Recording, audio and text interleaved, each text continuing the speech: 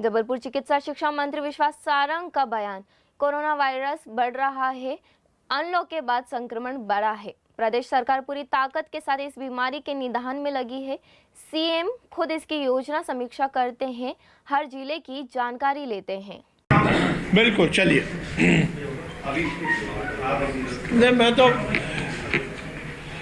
मैं आज जबलपुर कोविड की पूरी समीक्षा के लिए आया हूं। हम सबको इस बात का ज्ञान है कि पूरी दुनिया में, हिंदुस्तान के बाकी राज्यों में लगातार कोविड संकट बढ़ रहा है। बहुत सारे देशों में तो ऐसी खबरें आई थी कि कोविड ख़त्म हो गया और वहाँ पे दूसरा फेज शुरू हो गया। देश में भी हम लगातार देख रहे हैं कि इसकी संख्या बढ़ती जा रही है। और जब से अनलॉक की स्थिति बनी है, निश्चित रूप से क्योंकि हमारी सभी एक्टिविटी परमिसिबल हो गई हैं, इसलिए कोरोना क्योंकि संक्रमण की बीमारी है, इसलिए ये लगातार बढ़ रहा है। पर जैसे प्रधानमंत्री जी ने कहा था पहले कि जान है तो जहान है, परंतु बाद में प्रधानमंत्री जी ने एक बात और कही कि जान भी है और जहान भी है। तो हमें इस बीमारी के साथ लड़ाई लड़ना है और हमारी अर्थव्यवस्था को पूरी तरह से लागू रखते हुए, रोज़मर्रा की ज़िंदगी को आगे बढ़ाते हुए इस संक्रमण से अपने आप को बचाना है। संक्रमण बड़ा है, महामारी है, पूरी दुनिया में इसका विस्तार दिन प्रतिदिन हो रहा है, पर मध्य प्रदेश की सरकार भी पूरी ताकत के साथ इस समस्या के निदान में लगी है। मैं इस बात को लेकर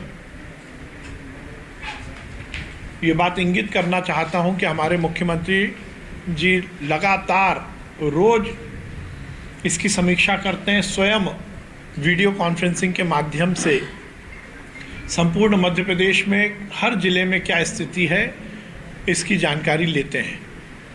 मैं आपको बताना चाहता हूं, हमारी प्रशासकीय दृष्टि से हमने मध्य प्रदेश में हर जिले में हमारे सीनियर ऑफिसर्स को, जो प्रिंसिपल सेक्रेटरी लेवल के हैं, उनको हमने हर जिले में प्रभारी अधिकारी के रूप में नियुक्त किया है। वो माननीय मुख्यमंत्री जी की वीसी में जुड़ते हैं और हर जिले की समीक्षा, जिसमें जिले की जो प्रशासकीय टीम है वो भी रहती है, तो प्रधानमंत्री जी उसकी समीक्षा करते हैं।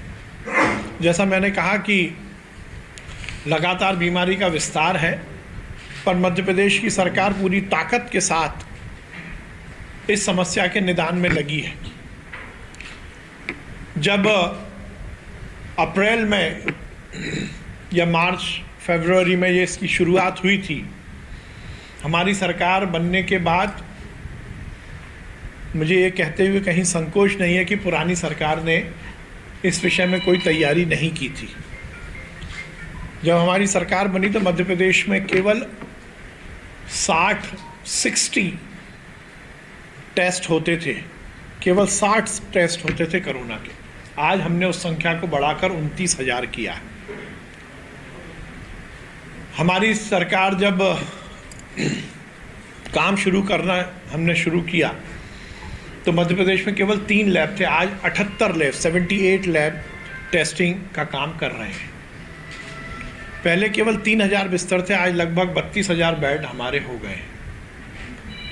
चाहे आईसीयू की बात हो, चाहे वेंटिलेटर की बात हो, चाहे ऑक्सीजन आपूर्ति की बात हो, हम हर स्तर पर अपनी व्यवस्थाओं को एनहांस करने में सक्षम हैं और सफल भी हुए हैं।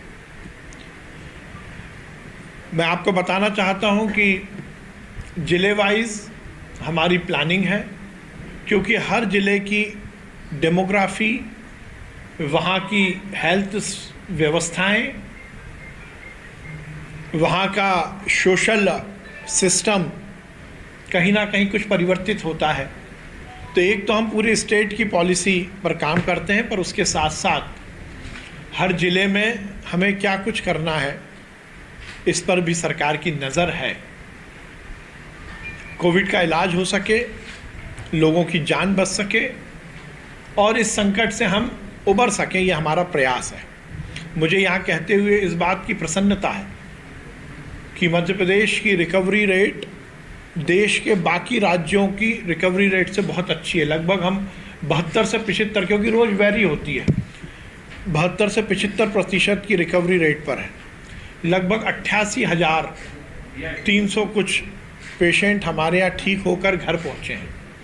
ये हमारी हेल्थ व्यवस्थाओं की सफलता है।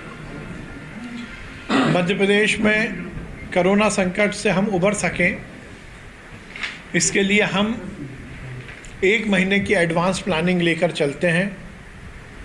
अभी हमारे 31 अक्टूबर तक की बिस्तरों की व्यवस्था, ऑक्सीजन की व्यवस्था, वेंटिलेटर की व्यवस्था, इस सब की तैयारी चल रही है। जो एस्टिमेटेड हमें संख्या लगती है कि हमारे पेशेंट्स की संख्या बढ़ेगी, उसकी तैयारी हमने पूरी तरह की हुई है। मुख्यमंत्री यहाँ है, फर्स्ट टाइम है ये कोरोना काल के दौरान। ये बड़ा जबलपुर का दुर्भाग्य है कि वो भी जब आए, जब हम लोगों ने मुख्यमंत्री जी को, मैंने परसों सदन में अवगत कराया विधानसभा सत्र के दौरान कि जबलपुर के हालात बहुत भयावह हो चुके हैं, तब इनको जबलपुर की याद आई। बहुत देर कर दी हुजूर आते आते। विगत 6 महीनों से न मंत्री को फुर्सत, न शासन न प्रशासन को। जिस तरह से जबलपुर की उपेक्षा की गई लगातार, और जबलपुर में जो कोरोना संकट बढ़ा है उसका पूर्ण रूप दोषी से शिवराज सरकार है, यहाँ के मंत्री हैं और यहाँ का प्रशासन है। ना ही अस्पतालों में व्यवस्था, प्राइवेट अस्पताल वाले गरीबों को लूट रहे हैं, मेडिकल में समुचित व्यवस्थाएं नहीं है। जिस तरह से भोपाल में आपने चिरायू में सरकारी पैसे से लोगों को इलाज कराया या इंदौर में इलाज कराया, जबलपुर में क्यों नहीं? क्यों? क्योंकि आपका चिरायू में कमीशन फिक्स था, आपका इंदौर में कमीशन फिक्स था। जहां आपका कमीशन फिक्स था, आपने वहां गरीबों का इलाज करा दिया।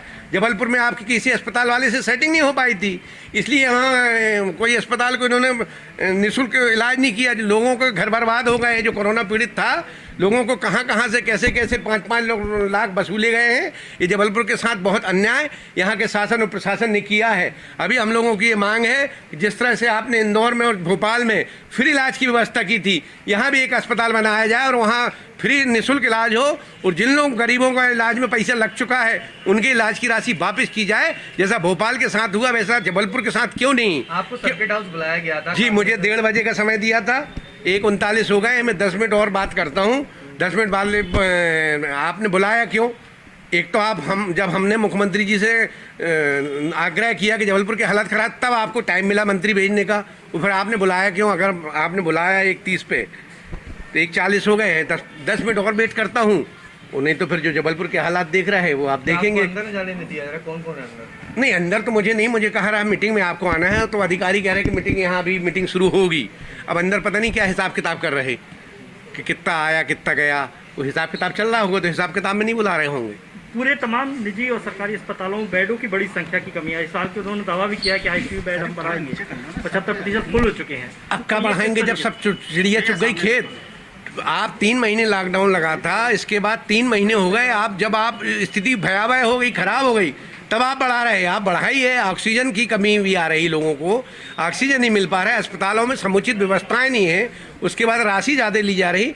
आपने इतने दिनों में एक बड़ा अस्पताल क्यों नहीं बनाया जहाँ ICU रूम क्यों नहीं बनाए गए? ऐसे एक अस्पताल, यहाँ जगह की कमी नहीं है। जहाँ लोगों को आइसोलेट कर रहे थे, वहाँ सुखसागर में उसी अस्पताल को आप बना सकते थे, लोगों को एक साथ इलाज मिल सकता था। लेकिन शायद इनकी सेटिंग नहीं हो पाई थी सुखसागर वाले से, इस चक्कर में नहीं हो पाया हूँ।